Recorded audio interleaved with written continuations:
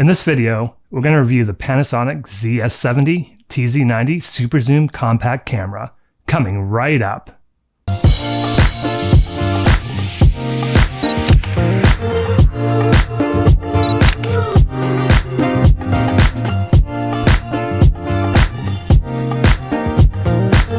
What's up everybody? Phil with Bull City Pictures here with a full review of this Panasonic Lumix ZS70 or TZ90, depending on where you are in the world.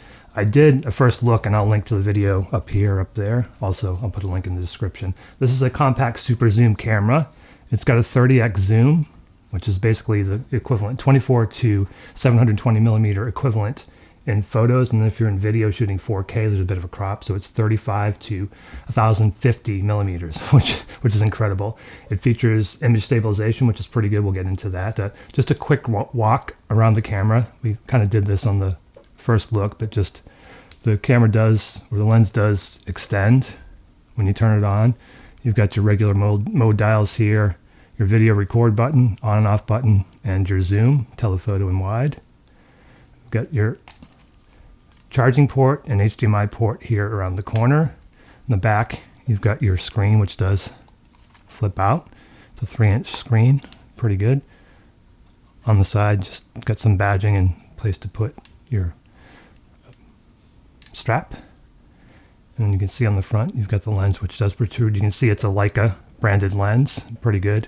I'm going to take you to the computer in a little bit. I'm going to show you some of the video and some of the pictures that I took on a recent trip to Disney. The first video clip I'm going to show you is a video that I took kind of vlog style at Walt Disney World, so you can get an idea on what it looks like. It's a bit overexposed.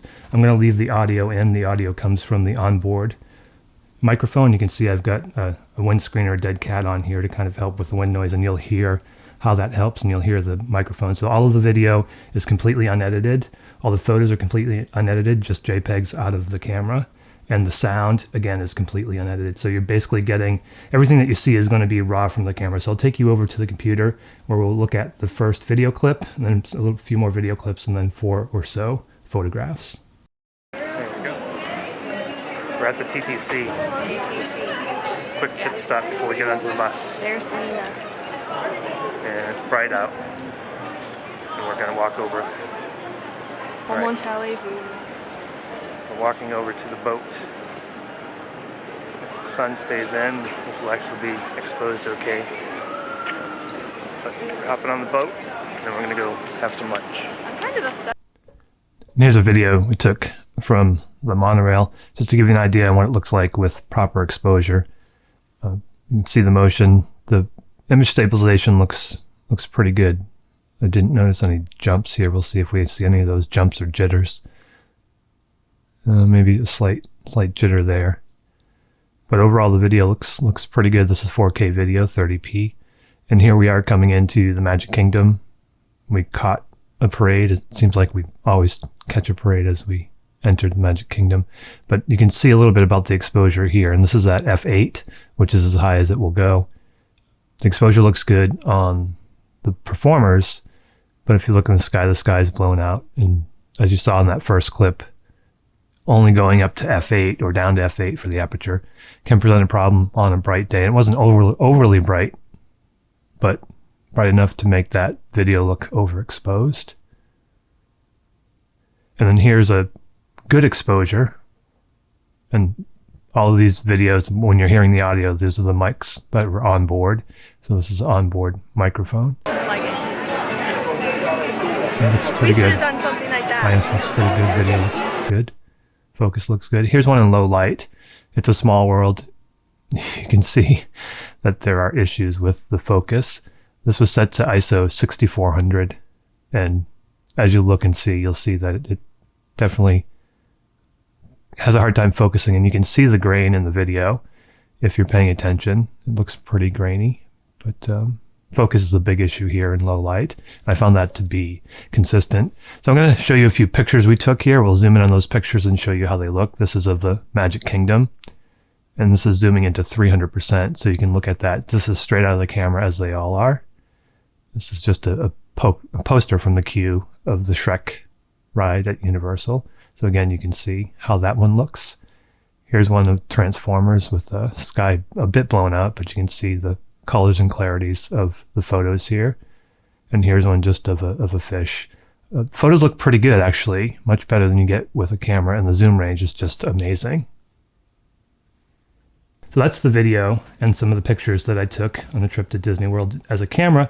Looks like the shots come out pretty good. The video, there are some issues, which leads me to pros and cons. Really, I'll start with the cons first.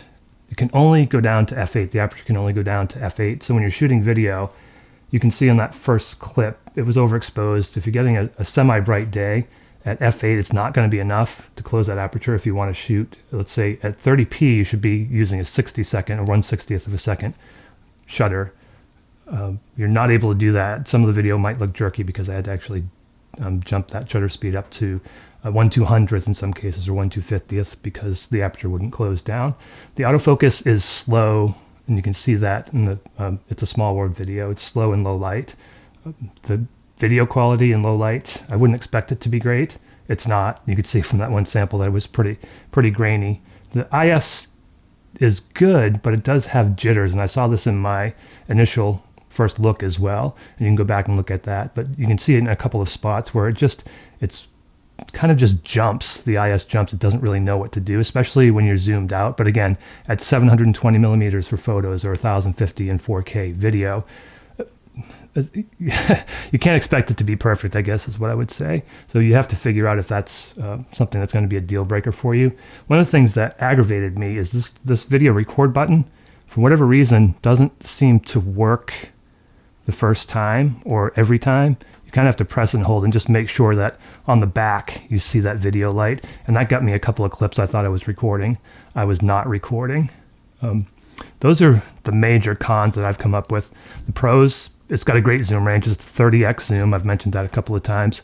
The photo quality is pretty good. It's the same size sensor as you'd find in a modern smartphone, but because of the zoom, you can get up closer and you can get better shots. The battery life is pretty good. I didn't run out of battery in any one day when I was doing shooting and video. The IS is really good, minus that jittering issue. Again, when you tend to zoom out, you're really at that telephoto range. The 4K video is really good, and the only video I shot for this review was 4K, but it does 1080p 60 as well, and that video is pretty good. It seems like it's maybe a little bit richer than the 4K video. The flip-up screen, obviously, is helpful if you want to do vlog style, so that definitely is helpful, and it is fairly bright. It was easy to see even in the Florida sun. And the onboard mic, or mics, decent sound. You heard the sound quality. Overall, I'd say it's a pretty good camera. This camera, I believe I paid about $400 for. So you have to decide if the cons in this list are deal breakers for you. There are a lot of pros to it. Again, it's very light, compact, will fit in your pocket, very easy to carry around. And if you wanted to make this your only camera, you could certainly get very good photos and very good video. This is Phil with Bowl City Pictures. Hope you enjoyed this review of the Panasonic ZS70 TZ90. If you haven't already, please consider subscribing. If you do subscribe, please click on that bell icon. That will allow you to get notified whenever we have updates or uploads or whenever we're going live.